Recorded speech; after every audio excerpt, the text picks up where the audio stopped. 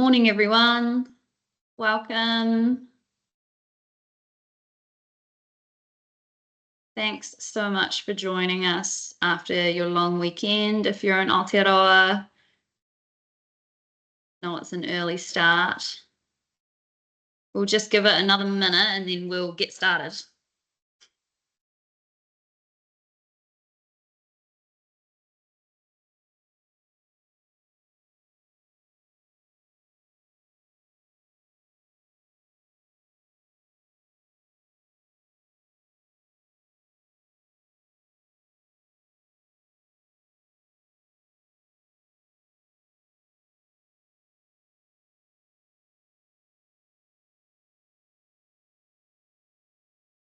Okay, we've got a few people joining, and I might just get started then with an opening karakia just while a few other people jump online. So whakataka te hau ki te uru, whakataka te hau ki te taonga, kia mā kina kina ki uta, kia mā taratara ki tai, e hi aki ana te aku kura, he taio, he huka, he hauhu, ti hei mauri ora.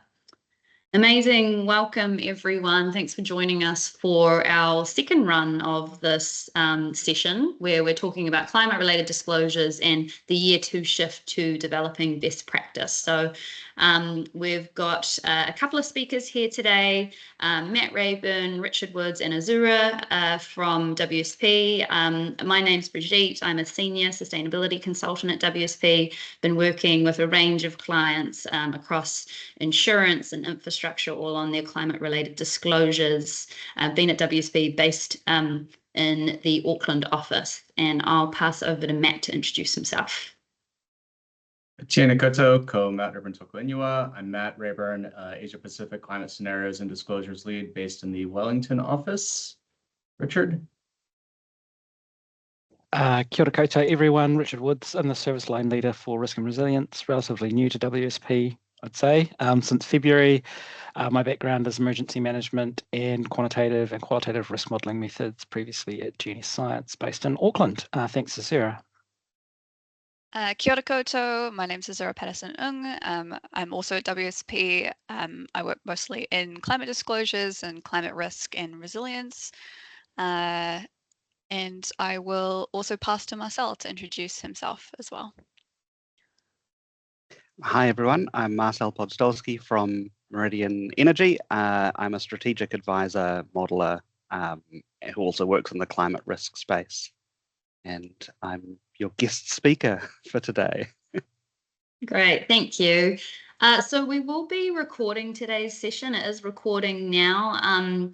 There's going to be a couple of opportunities to ask questions in between the sessions that we have, and then we'll have questions right at the very end. So if you've got some questions that you don't want to ask during the recording, you can save those till the very end because we'll turn off the recording before then. Just moving along to the agenda for today. So we're going to give a really quick overview of the first year of mandatory climate-related disclosures and some trends that we've seen as a team. We'll touch on year 2 and the FMA's shift to developing best practice. But then we're going to have some really awesome sessions on key areas of climate-related disclosures and what developing best practice looks like and some of the things you might strive to be doing as you move forward into year 2 and your financial year 25 disclosure. So that'll cover scenario analysis, risk assessment, transition planning, and financial impacts.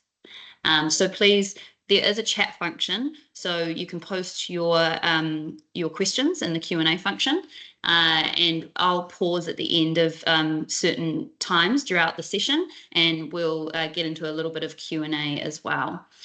So moving on, I think I will pass to Matt to give an overview of transition planning.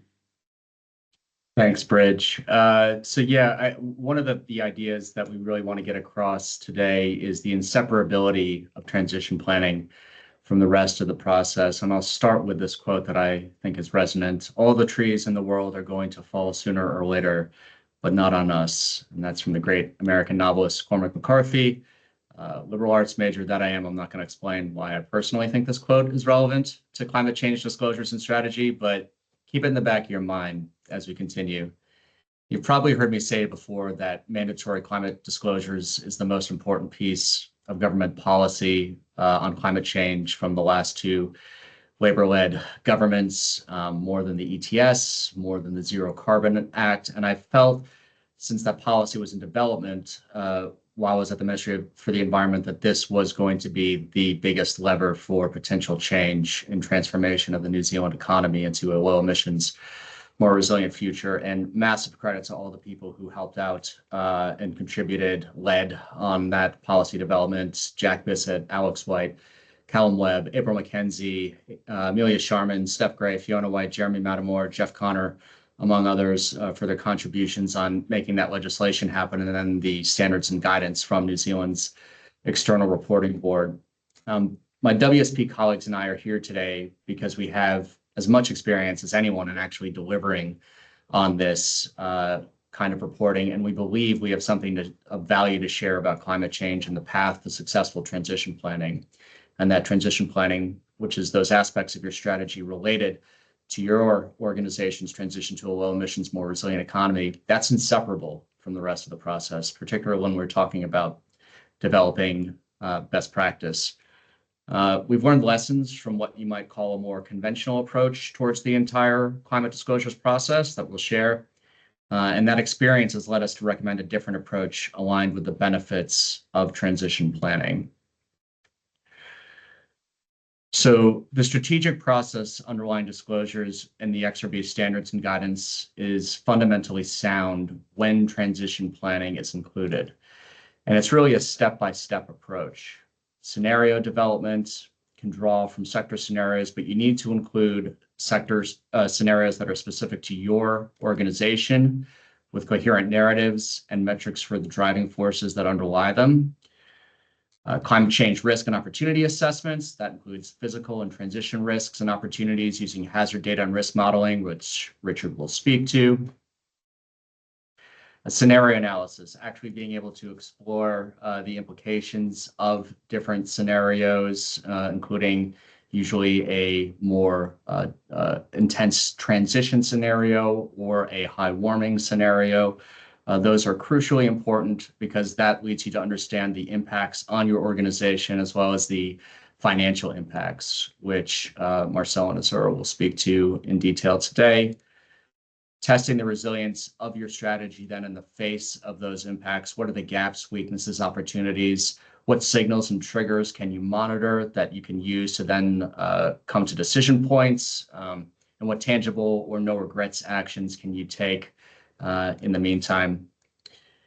And then it's really important to not just have this transition plan, but a transition work program that sits underneath it. And that's how you actually implement. You have the review of your operations. You can take a readiness assessment to see what actually you need to do that you're not currently doing, and really build and stage that transition program in a meaningful and effective way.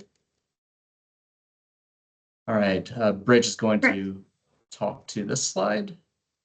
Great, thanks, Matt. So yeah, just to give a bit of an overview of some trends that we've been seeing in the first year of mandatory disclosure here in Aotearoa. So we've had more than 70 climate reporting entities disclose their first reports. Only 4 did not take any of the adoption provisions. So most CREs took the provisions for both financial impacts and transition planning. But one of our clients, Wellington Airport, was one of the ones who didn't, and really saw the benefit of moving forward and actually disclosing some of their transition planning work to help mature and drive the market forward. So there are some benefits to disclosing ahead of those adoption provisions. One of the frequent gaps that we have seen has been in the general requirements, so CS3. So those are the requirements that are around methods and assumptions, especially for scenarios.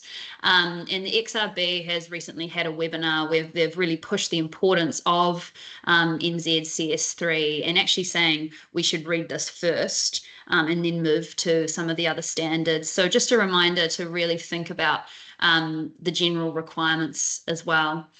There's definitely room to mature in a lot of areas of climate disclosure, and one of the ones that we see that needs quite a bit of maturity is in metrics and how those are better connected through to scenario analysis and financial impacts as well. Over in Australia, they've just passed mandatory disclosure law. So last month, Australia passed a law mandating disclosures starting on the 1st of January.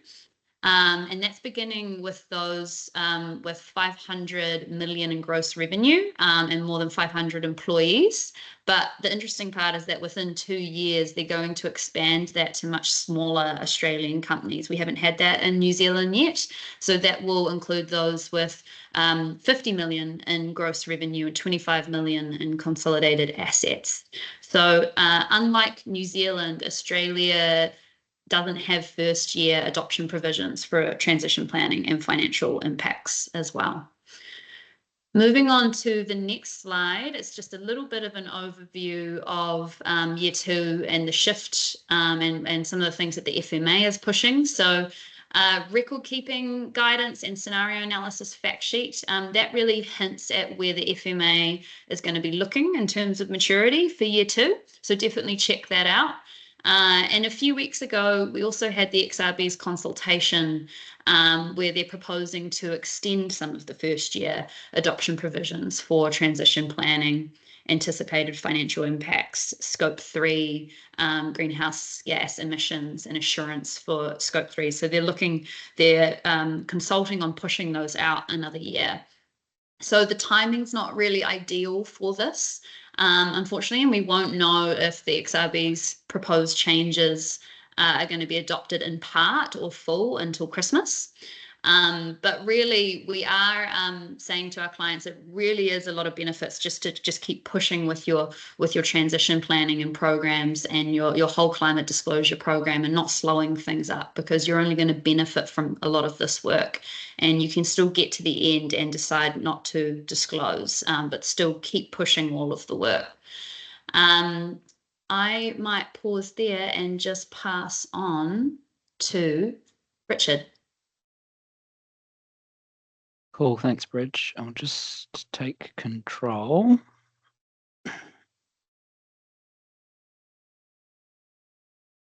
Cool. I think you're going to pass to Azura, actually. Oh, sorry. You're good. I'll let you go, Azura.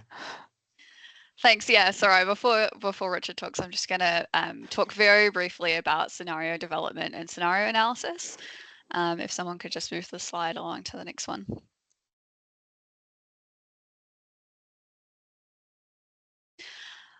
So scenario analysis was obviously a key component of year 1 reporting, and there's a lot of efficiencies that can be gained in year 2 if you did scenario analysis well in year 1. However, there's just a couple of key points we want to highlight around scenario analysis for year 2. The first one being that the XRB guidance does suggest that scenario analysis is not a one-time process, and we would definitely recommend that CREs at least refresh their scenario analysis every year, which includes looking at updating your scenarios. The other thing that we saw in year 1 was quite a lot of entities disclosing that their scenario analysis was a standalone process. So we would hope to see in year 2 that CREs would start to move along the spectrum from it being a fully standalone process to starting to move more towards integrating their scenario analysis into their existing strategy processes. And last but not least, scenario analysis is ultimately about testing the resilience of your strategy. Another thing we'd hope to see in year 2 is a progress really from a focus on identifying risks and opportunities and impacts towards actually testing your resilience and the robustness of your strategy. And the XRB and we see this as a really important bridging stone between scenario analysis and transition planning. And now Richard is going to talk to us about this climate risk and opportunity assessment component, particularly around the risk and hazard data. Cool. Thanks very much, Azura. So yeah, I'm going to talk to you today about the wealth of data that we've got here in Aotearoa, New Zealand and Australia as well, that can really help with forming a great evidence base to help you understand what your climate risk is to your portfolios today, but also right out into the future. We were getting these really high resolution rich data sets out to 2100 here in Aotearoa.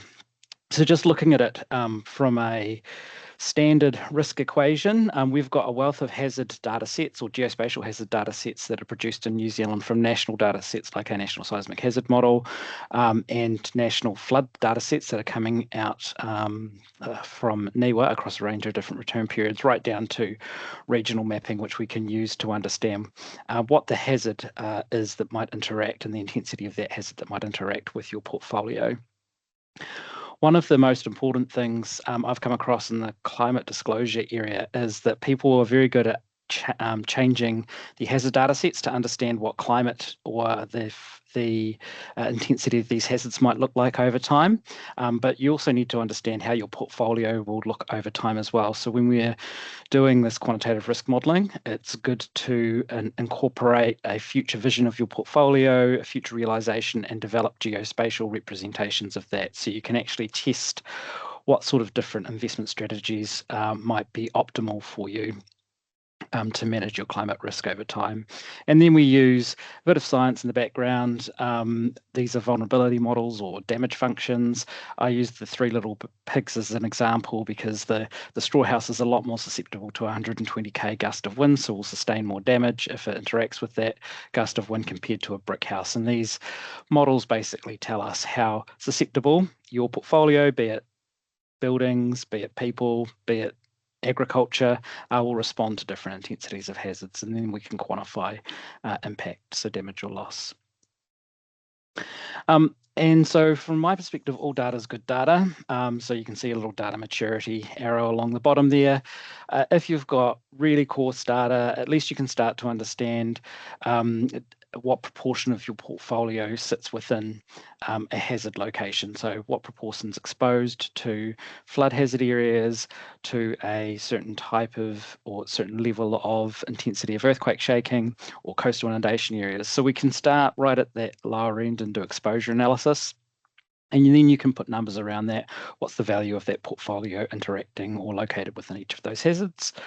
If you've got a higher resolution of data, we can start to do event modeling, and then you can start to bring in the scenarios, the climate scenarios as well, and say, well, if the cyclone Gabrielle event here occurred today, what is the actual risk to our portfolio under this scenario? But then each of those, you can test each of those other SSP scenarios over time as well, right through to 2100 in New Zealand.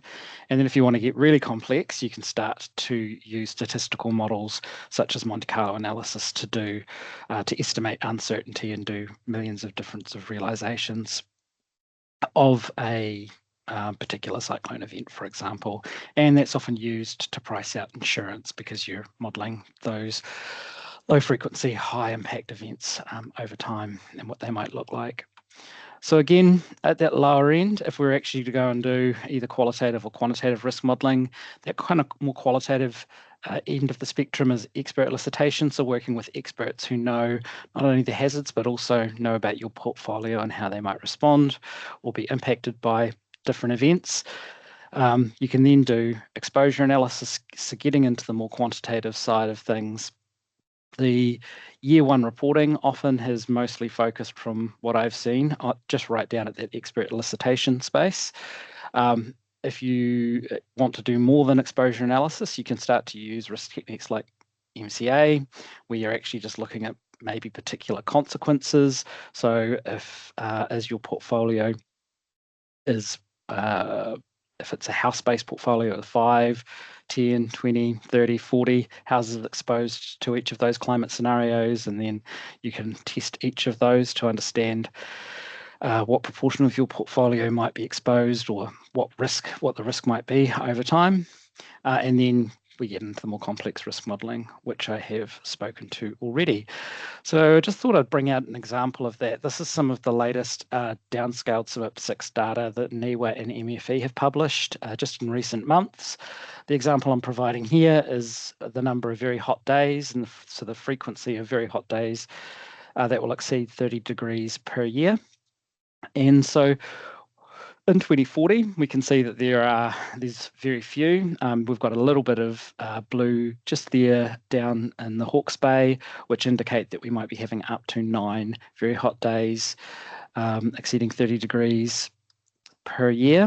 And you can see by 2060, that's markedly increased. So the East Coast is now starting to get up to 12 days, and we're seeing a higher frequency of these hot days occurring in Waikato.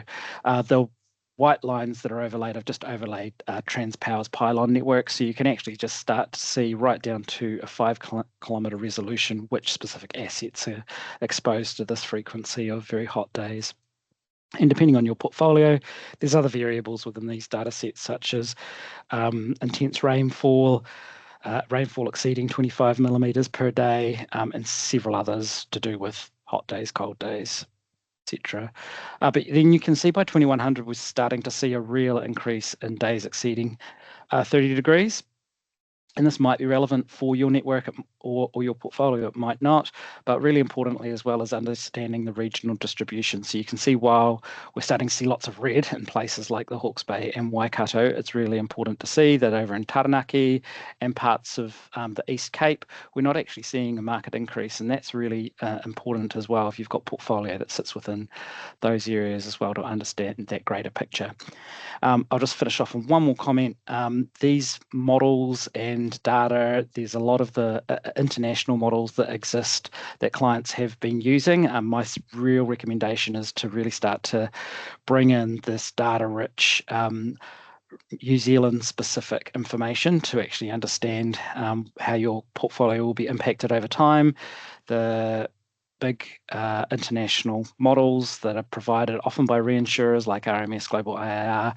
They often use continental models as proxies for New Zealand, North American continental models, which really aren't that applicable, and they really, while they'll provide some average numbers over time, you can't really start to understand what the actual impacts are going to be to your portfolio. And we've got this wealth of public data here in New Zealand that we can do it. So with that, thank you very much, and I will hand back to Azura. Did we want to pause there just for a quick Q&A?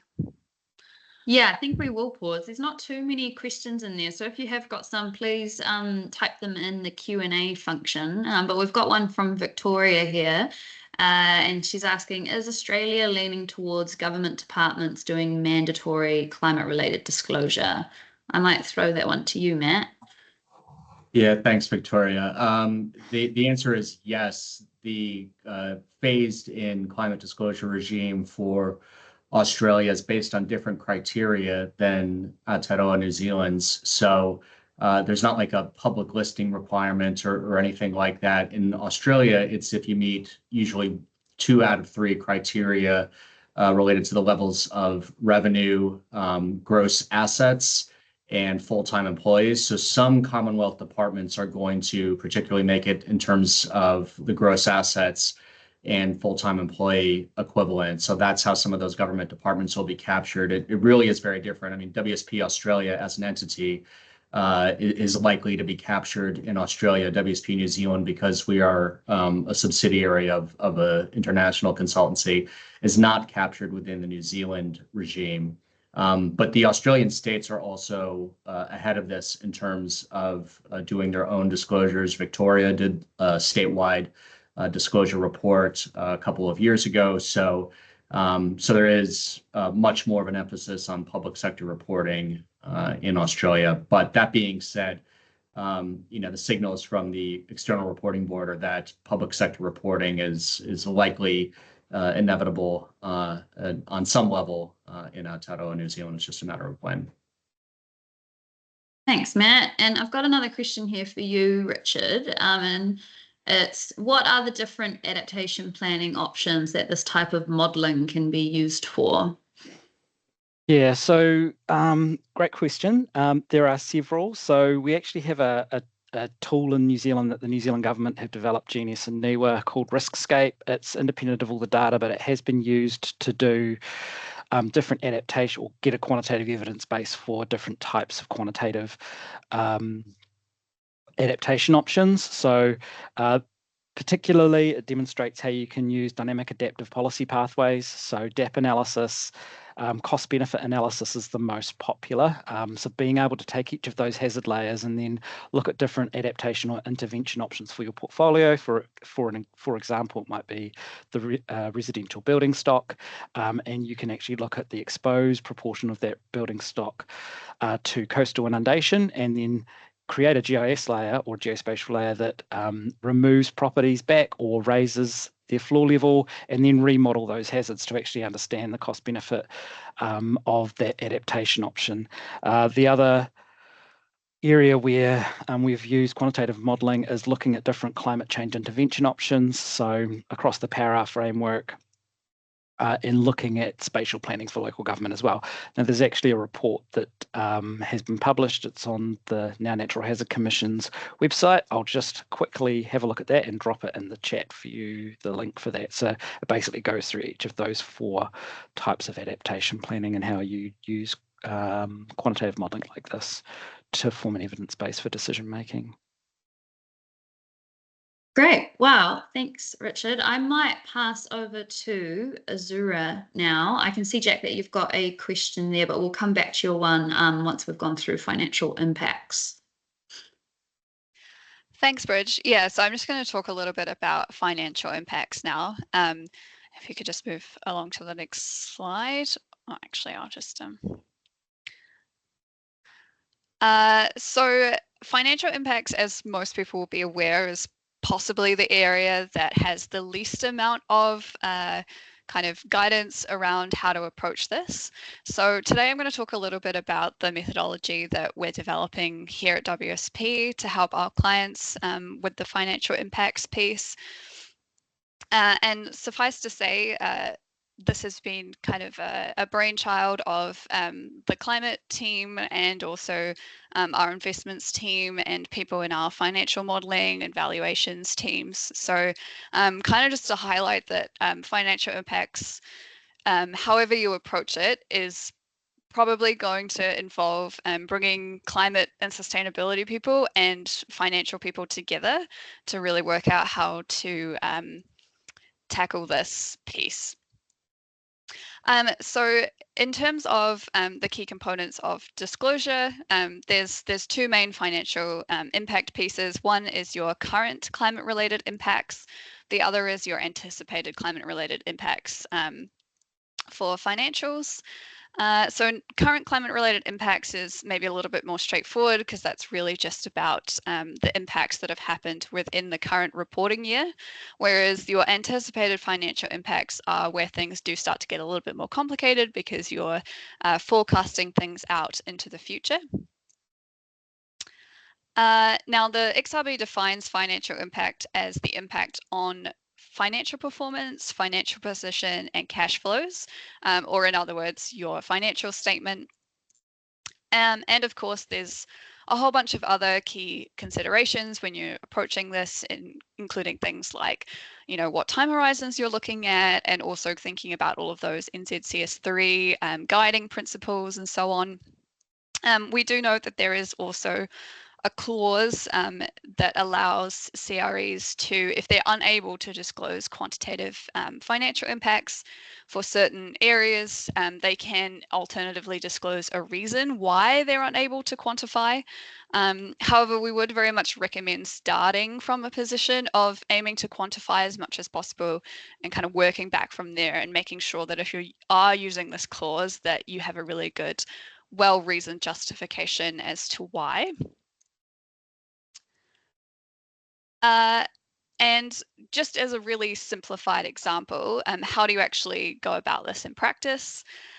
So you might, for example, have, you're basically going to need to work through each component of your financial statement and figure out an impact for each component. And so that might be, for example, say your revenue is one component of your profit and loss, for example. Then you're going to have a component that's looking at the impact assumptions, and we'll get into those in a minute. And that's ultimately going to help you work out your financial impact. So firstly, how do we forecast the financial statement component?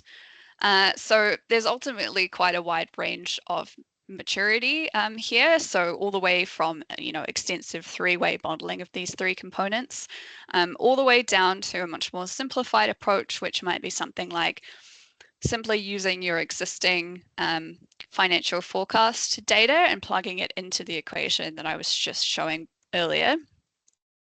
Now, we're very much recommending that clients kind of start more on the left-hand side in terms of just using their existing forecast data. And there are certainly ways to do that. Obviously, some components of the financial statements are going to be easier than others, depending on what kind of entity.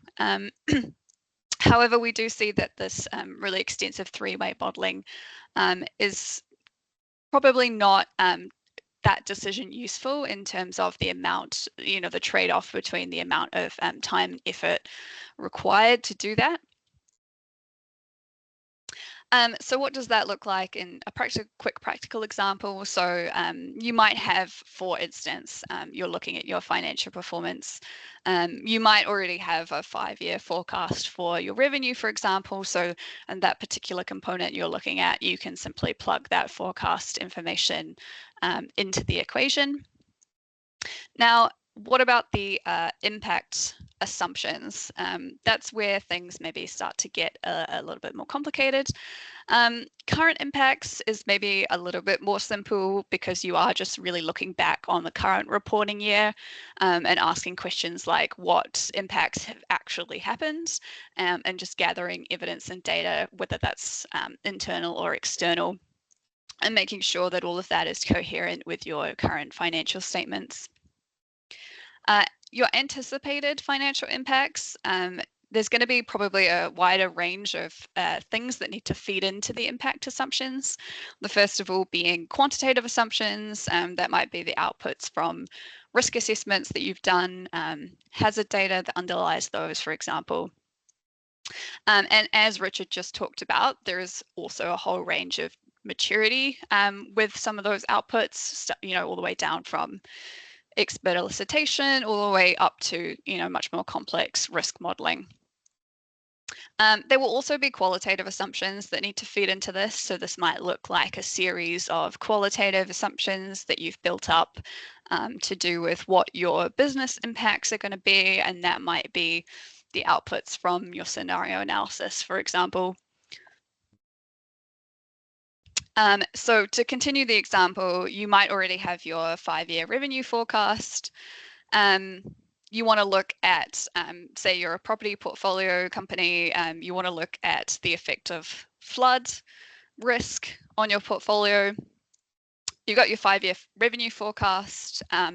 You would feed in a bunch of assumptions to come up with some figures for the amount of revenue that is impacted, and then also the amount of your portfolio that's actually exposed to flood risk. And this is obviously very overly simplified, but just to kind of illustrate how you might go about this. And obviously there would be a whole bunch of key assumptions in here around, what's climate scenario you're talking about, what time horizons you're talking about, etc. But ultimately, you can use this approach to figure out your financial impact. Just a few quick final points on financial impact. A couple of tips. So XRB does emphasize in their guidance that you can start qualitatively on this, and really we recommend that entities do, because you'll find that going through this process of mapping out your business impacts and financial impacts qualitatively will help inform those assumptions that you need later on for quantification. Also, disclosure of your financial impacts, qualitative and quantitative, need not be mutually exclusive, so you can disclose both things together. It will also help you make sure that your financial impacts are actually linked back to the risks and opportunities that you identified in scenario analysis. And last but not least, don't forget about NZCS3. So you do have to disclose your methods and assumptions, and the XRB guidance emphasizes this particular point specifically for financial impacts.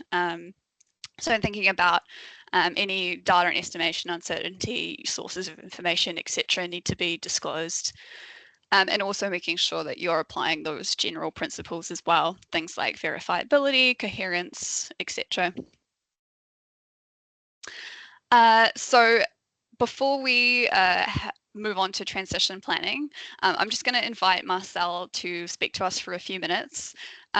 So Marcel is obviously at Meridian, and Meridian was one of the climate disclosure entities last year that disclosed financial impacts. So he's just going to talk a little bit about, from his experience, some of the lessons they learned there of doing that. Thanks, Marcel. Thanks, Azura. Yeah, so at Meridian, we have quite a long history, I guess, of this. First of all, we have very long life assets. So Waitaki Dam just turned 90 on Sunday. And on paper, it should have another 90, 100 years, and perhaps indefinitely. The projects that we're building today, like Harapaki in that photo, have 30, 35-year lifespans on paper. We also have a really long heritage of long-term forecasting, which is what I do. So we have maintained a 30-year market forecast for about, I think, 25 years now. In-house, long-term forecasting. We have a in-house climate team, specifically biophysical impacts, hydrology, meteorology, those kinds of things, because fundamentally we are a weather-dependent business.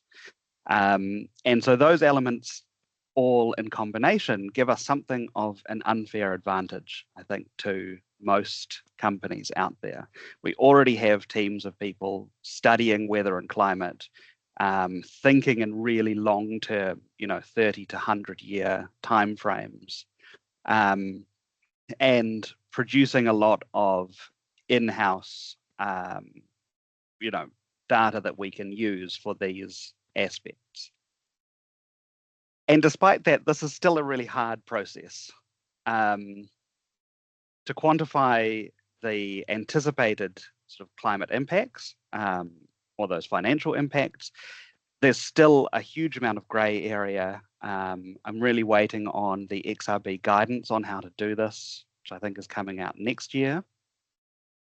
And for clarification around some of those words, like, what do you mean by anticipated exactly? Because once you start going out 10, 20, 30 years or longer, your uncertainties do get very wide. And so anticipating something with an impact between 0 and $1 billion as my range, I don't think that's particularly useful to anyone. So in Meridian's climate-related disclosures, we do have narrower bands than that, but that's something that we're still working on. So we have approached CRD quantification probably down the more simplistic end of Azura's scale that was shown earlier, combining some of this data that we have in-house. We made a decision that physical impacts we could look at over, typically we would look at 3 project lifespans, which conveniently rounds up to 100 years, so 3 sets of 30. And for transition risks, where we have 30-year sort of market forecasts, we could look at our transition risks and opportunities in that 30-year timescale. So making a decision about what seemed most appropriate for what class or what category of risks and the financial opportunities there. One of the more interesting ones where we have put a lot of focus in the past is around the seasonality of our inflows. So that is hydro, when the water turns up versus when it is most needed. Because these are alpine lakes, there's snowmelt, there's those kinds of interactions, that becomes very important. It tends to turn up in summer, which is not when we need it.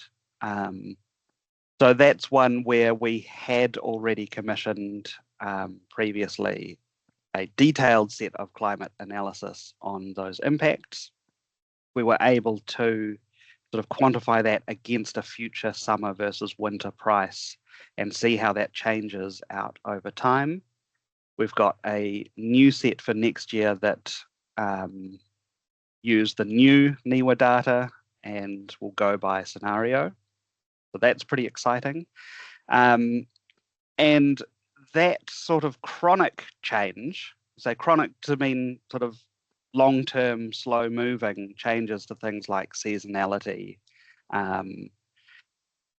that we do have really good data for. There's publicly available really good data. The flip side is some of the more acute stuff, right? The big storms, the cyclones, and in particular, an example I've used before is something like hailstones on solar farms. We know that's a big risk. Big chunky hailstones are going to mess up a solar farm. We know that, but there's no data available on hailstone risk and no modeling that I'm aware of that exists. I'm not even sure as a modeler that it could be modeled to any sort of degree.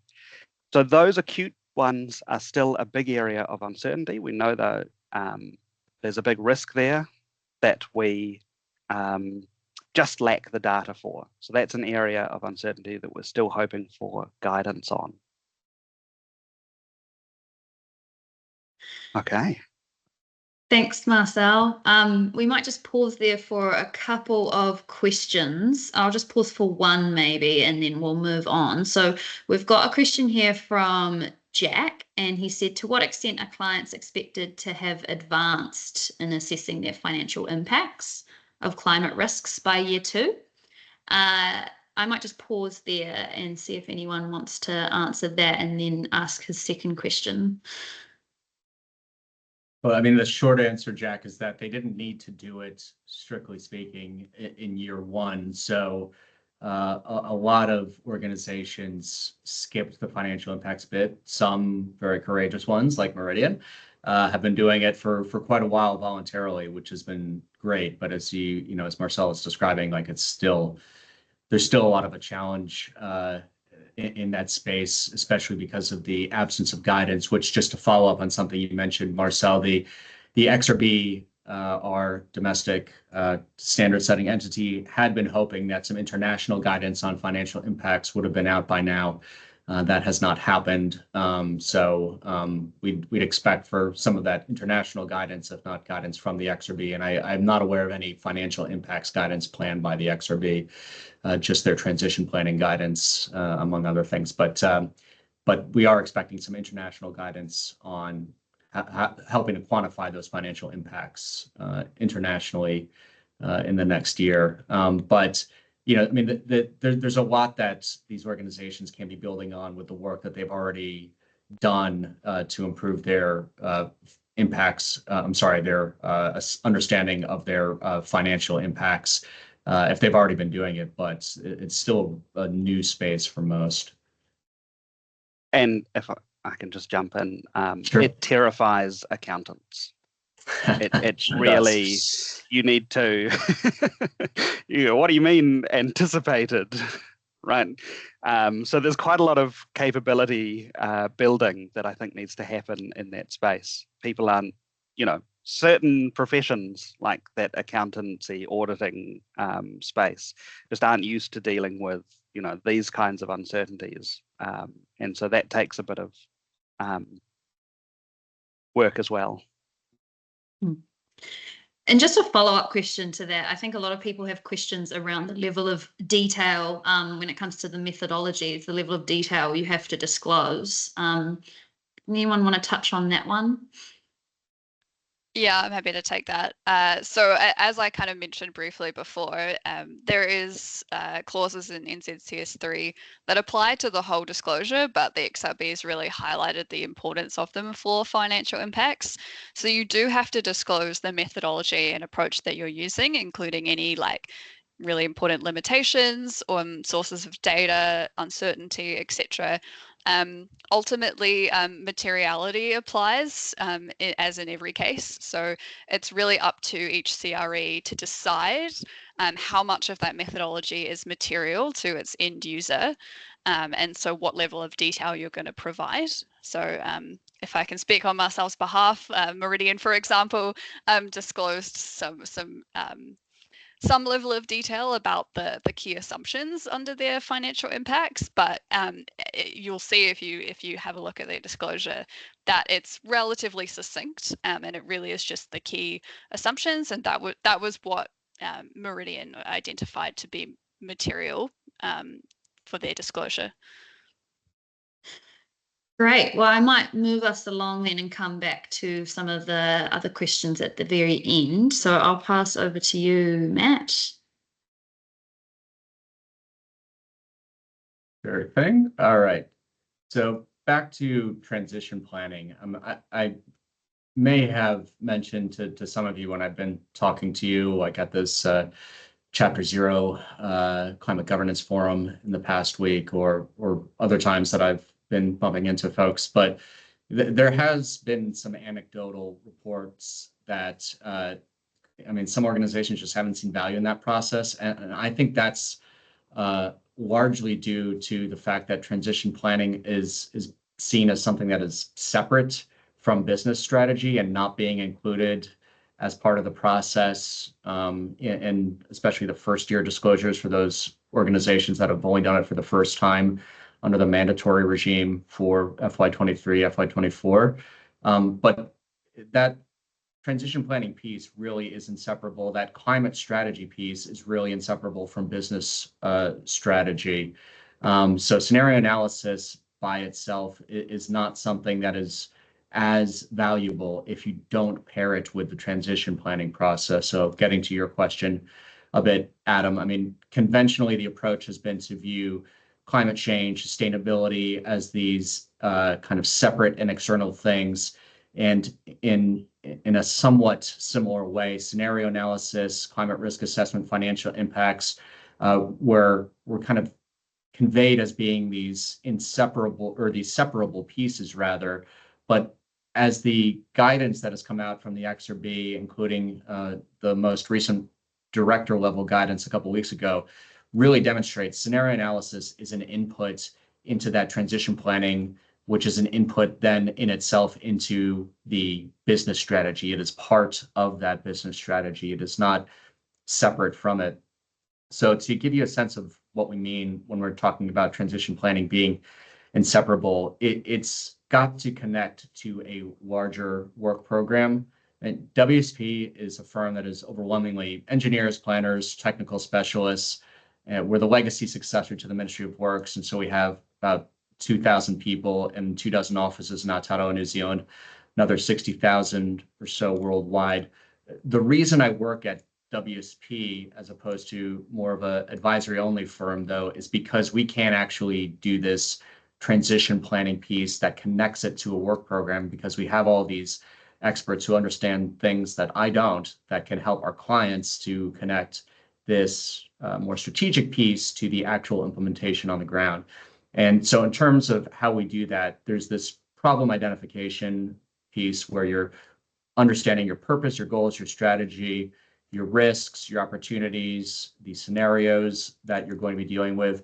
And then you go through a step-by-step approach of understanding where you are now. You do that by working with leaders in your organization to build a solution. You're taking into consideration the core work streams and who's responsible for those, which areas those are in. Where do you want to go? We would really recommend using a program management office approach, thinking about this as a large program of work, which is the kind of thing that firms like WSP are very familiar with, because we do that for big infrastructure and for organization level change. But that includes your governance, your culture, your enterprise risk management, your design, construction, stakeholder communications. In New Zealand, our treaty partners of iwi and hapu, health and safety, well-being. And then how do you get there? Collaborating on a delivery structure to create a very efficient delivery method. This has to be as efficient as possible because it's generally not going to be resourced in the way that it ideally would be, similar to how health and safety has often been. So there's a analogous kind of change in the way that we think about strategy as a result of the Health and Safety at Work Act a decade ago. This is similar in some of those respects, but then getting to how we actually stay there, you have to have continuous improvement that allows for having a very high performance team approach with operational readiness, the ability to hand it over as you have turnover in your organization, and strong practice in asset management, understanding your operations. All of that is really crucial to making that transition. And then how do you stay there? It's with this transition work program. So just to illustrate this with a more kind of practical example. So if you were, say, a property developer, your purpose, your goals, your strategy, you want to grow your market share, but you may be concerned about insurance retreat, whether or not you can afford insurance in some of the areas where you're developing property or where you own properties, as well as increased damage from storms. You have an opportunity to manage costs proactively, and you can look at each of these aspects with different scenarios. Just taking the disorderly scenario, though, that's one where you have more of a delay towards that transition to a low emissions, more resilient economy.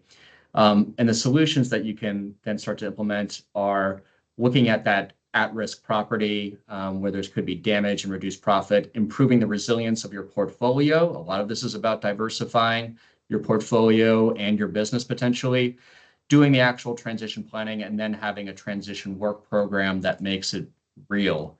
And then just to kind of give you a sense of what that can look like, it really is a step-by-step approach. You can use things like dynamic adaptive policy pathways, which Richard mentioned before, which can help to make transparent what the dependencies are between actions, whether options will result in locking in of existing risk or create future exposure to risk, helping you to understand where those decision points are that you can take advantage of.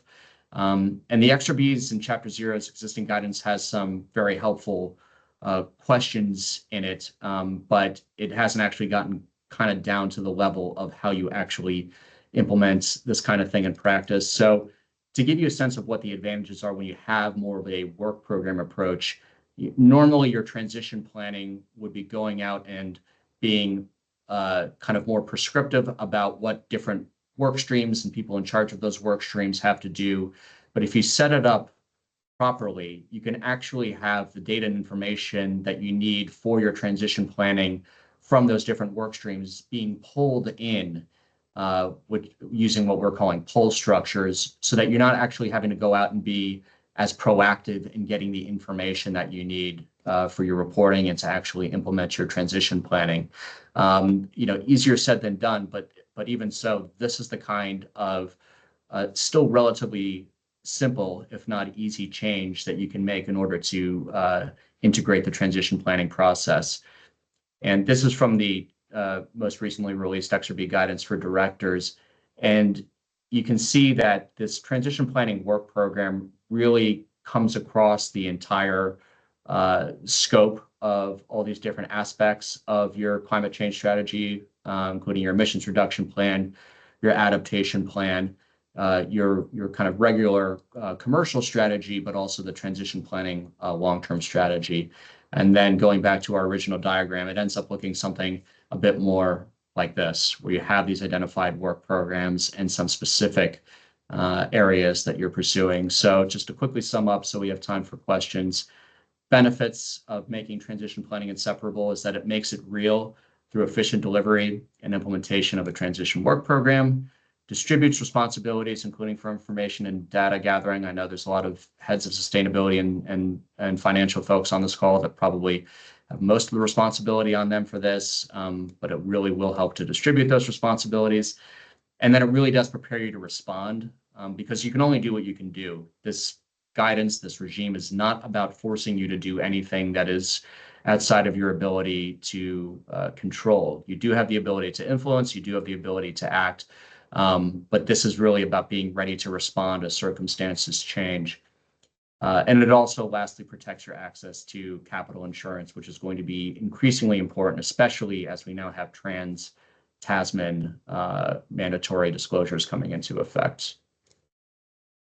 Oh, and lastly, managing your reputational risks and your potential liability, which are probably even much more so than regulatory enforcement right now of concern to clients that we're working with in Aotearoa, New Zealand. Yes, and so developing best practice does mean that climate strategy is business strategy. End of rant. Great, thanks, Matt.